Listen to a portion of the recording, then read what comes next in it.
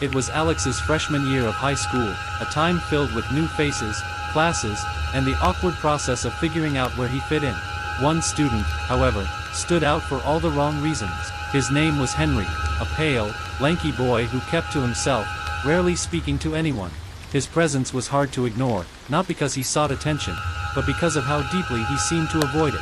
Henry's silence and piercing gaze unnerved most of his classmates, including Alex. Alex first noticed Henry during study hall. While everyone else chatted or worked on assignments, Henry sat alone, scribbling furiously into a notebook.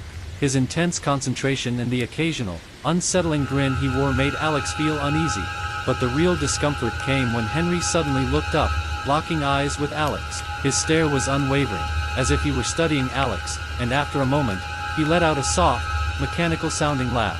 It wasn't joyful, it was hollow, almost rehearsed, like Henry was imitating something he'd seen in a movie. Hi, Alex said, trying to break the tension. Henry didn't respond. Instead, he grabbed a small flash drive from his desk, fidgeted with it for a moment, and then abruptly stood up and left the room. Alex watched him go, noticing that the flash drive had been left behind on the desk. Thinking Henry would come back for it, Alex left it untouched. But Henry didn't return. Not that day, not the next. Weeks went by, and Henry's absence became the subject of quiet whispers among the students. Some claimed he had moved away.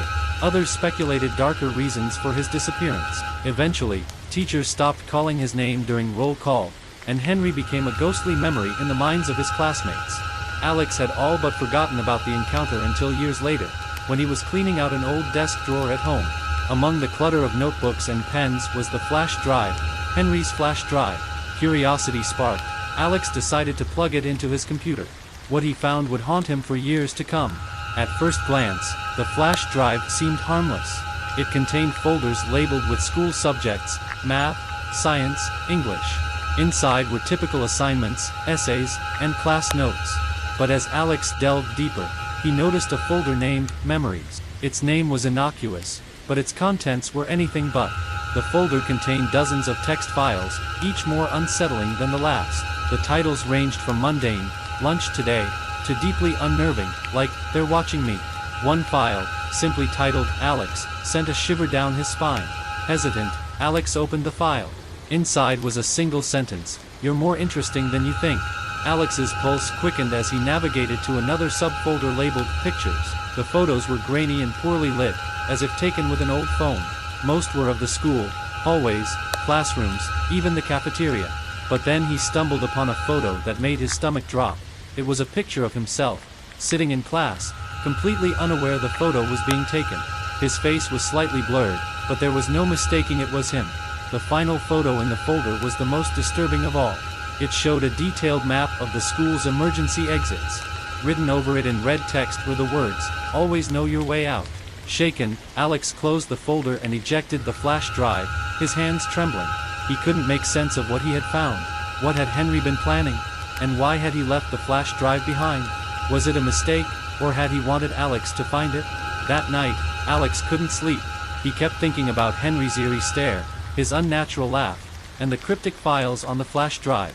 The idea that Henry had been watching him, photographing him, sent chills down his spine. The flash drive remained hidden in Alex's desk drawer for years, but he could never bring himself to throw it away. Occasionally, he would think about revisiting the files, hoping to make sense of them, but each time, the fear of what he might discover held him back. Even now, Alex can't shake the memory of Henry and the unsettling contents of the flash drive. The questions linger. What had Henry been planning? Why had he singled out Alex? And where had he gone? The lack of answers is perhaps the most terrifying part of all, leaving Alex with the haunting realization that some mysteries are better left unsolved.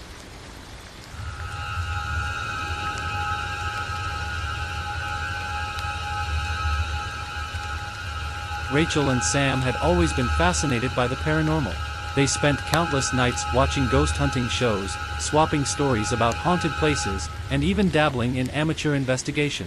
For them, the thrill of the unknown was irresistible. So, when they heard about the creepy, abandoned building on the outskirts of town, they knew they had to check it out. The building had once been a warehouse, but years of neglect had turned it into a crumbling shell of its former self. Locals whispered about strange occurrences, lights flickering in the windows, disembodied voices, and shadowy figures moving through the halls.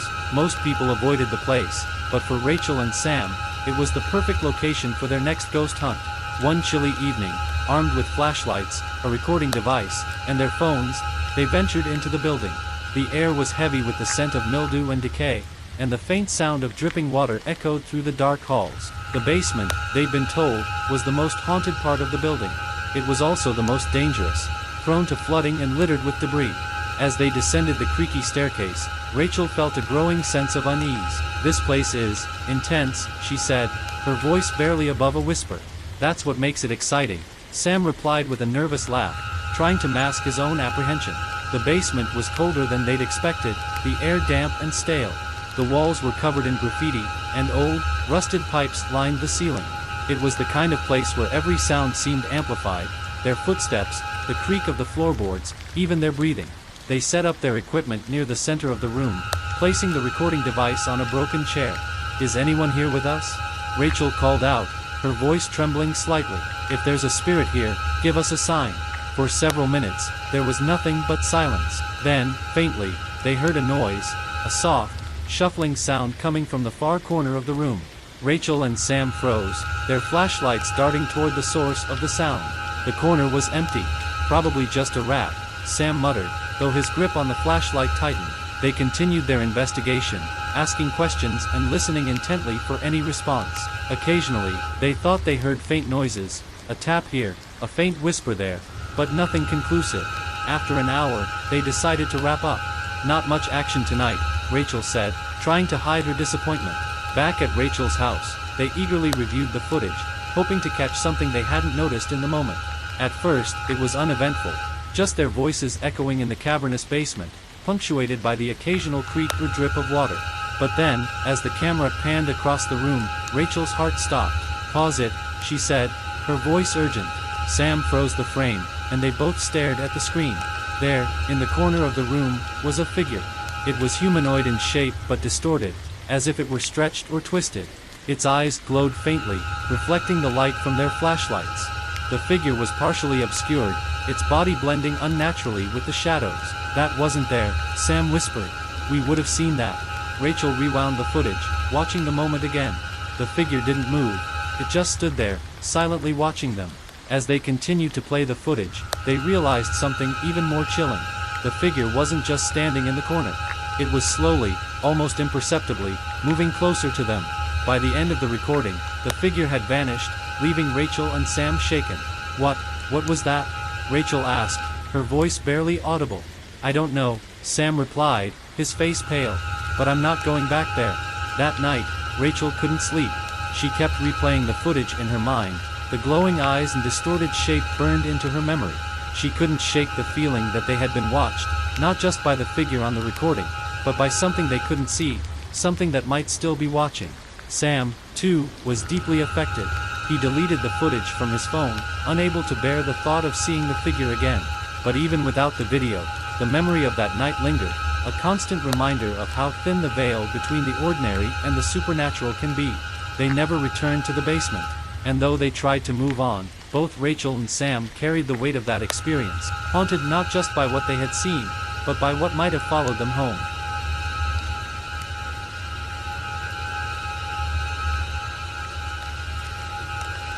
Van Buren State Park had always been one of Max and Ian's favorite places. The sprawling park, with its dense woods and winding trails, was a peaceful escape from the bustle of their small town. But it wasn't just the scenery that drew them in. The park had a reputation, a dark history of unexplained disappearances, strange sightings, and even reports of criminal activity. For thrill seekers like Max and Ian, it was the perfect setting for a Halloween night adventure. That year, Halloween fell on a chilly Saturday, and the pair decided to spend the evening exploring the park. They loaded up Max's car with snacks, flashlights, and, as a precaution, a small handgun Max's father had taught him to use.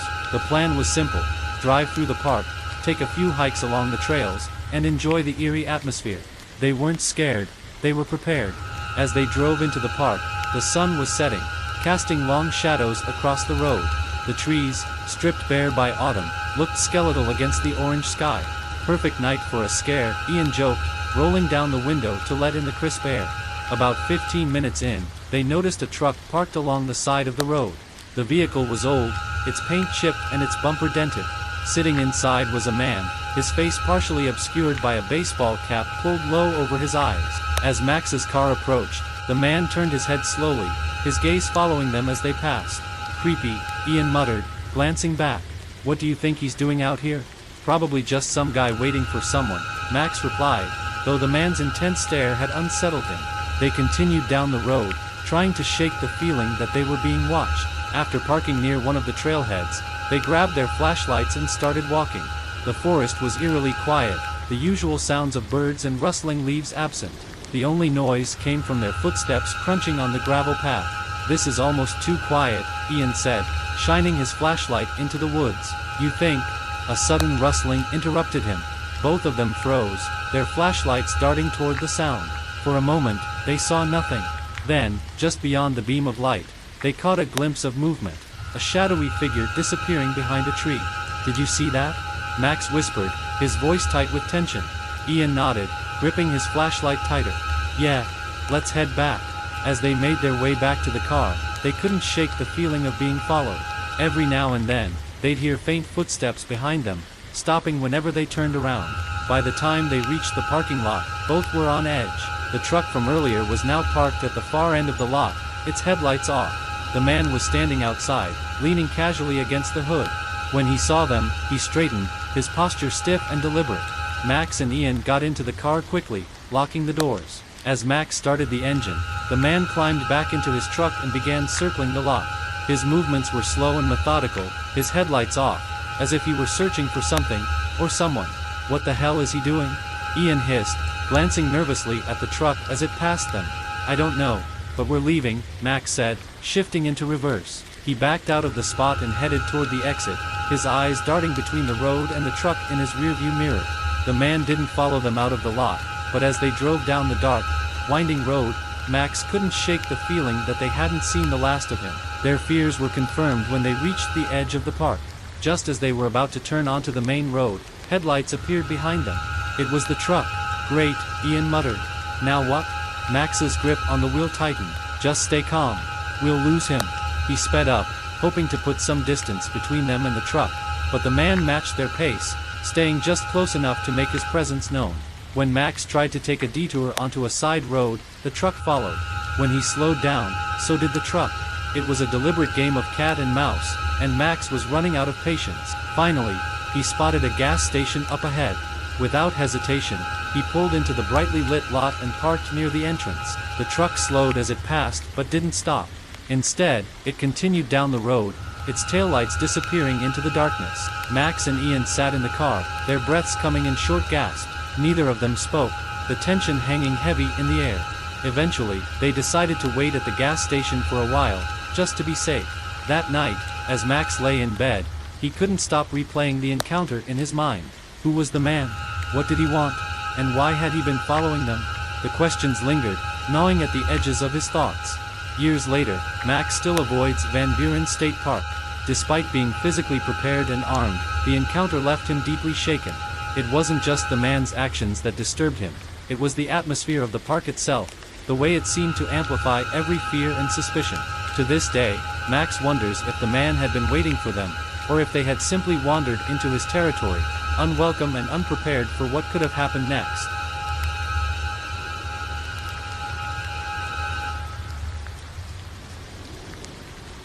Ben had just moved into a new apartment, eager to start fresh after a rough couple of years.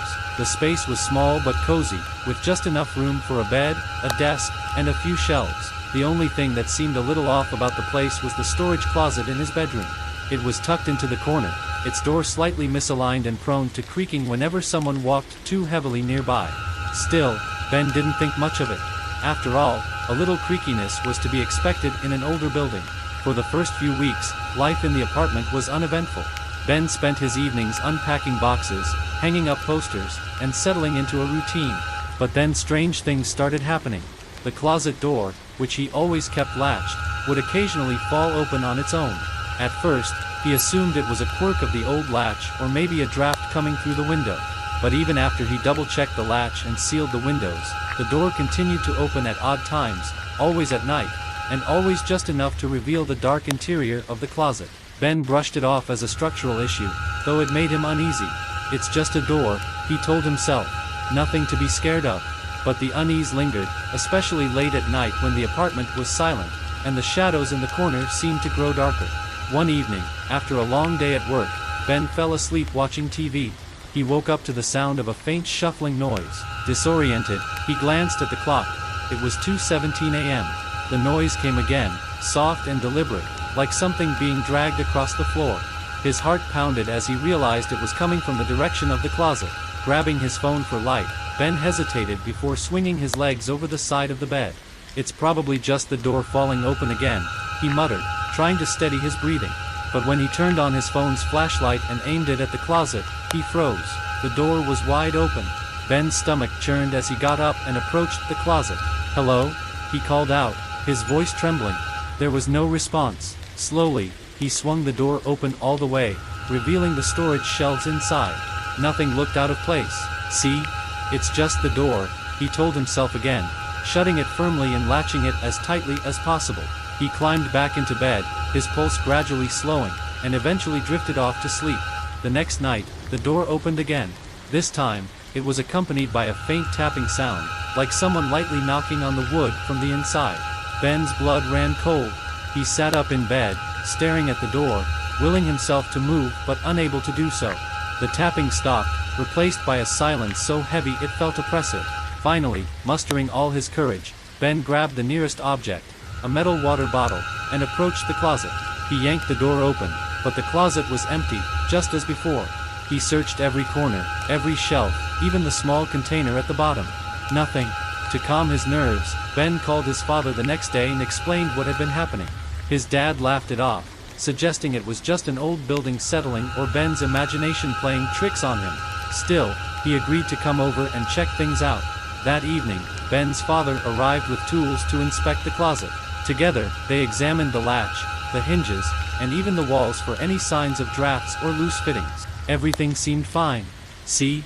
Nothing to worry about," his dad said, giving him a reassuring pat on the shoulder. Just a creaky old closet. But that reassurance didn't last long. Later that night, Ben was jolted awake by the sound of movement. Not just shuffling, but distinct, deliberate footsteps coming from the closet. His heart raced as he grabbed his phone and dialed his father's number. "Dad, there's someone in the closet," he whispered, his voice barely audible over the pounding of his heart. "Stay where you are," his father said, his tone serious now. "I'm coming over." Ben sat frozen on the bed, clutching his phone like a lifeline. The footsteps stopped, and for a moment, he thought whoever, or whatever, was in the closet had left. But then, the door creaked open, inch by agonizing inch, until it revealed the dark interior once more. Just as his father arrived and burst into the apartment, the sound of running feet echoed through the hallway. They caught a glimpse of someone, a man, dressed in dirty clothes, bolting out the front door. Ben's father chased after him but lost him in the maze of nearby streets. When they inspected the closet, they found a small plastic container pushed to the back. Inside was a makeshift sleeping arrangement, blankets, food wrappers, and even a small notebook filled with incoherent scribbles. The intruder had been hiding there, possibly for days, watching Ben and waiting for the right moment to reveal himself. The realization hit Ben like a freight train. The door hadn't been falling open on its own. The man had been opening it, creeping out to move through the apartment before retreating back into his hiding spot. Ben moved out of the apartment the very next day, unable to shake the feeling of being watched. The experience left him deeply scarred, a constant reminder of how close he had come to real danger. To this day, he double-checks every closet before going to bed, unable to forget the sound of those footsteps or the sight of that man disappearing into the night.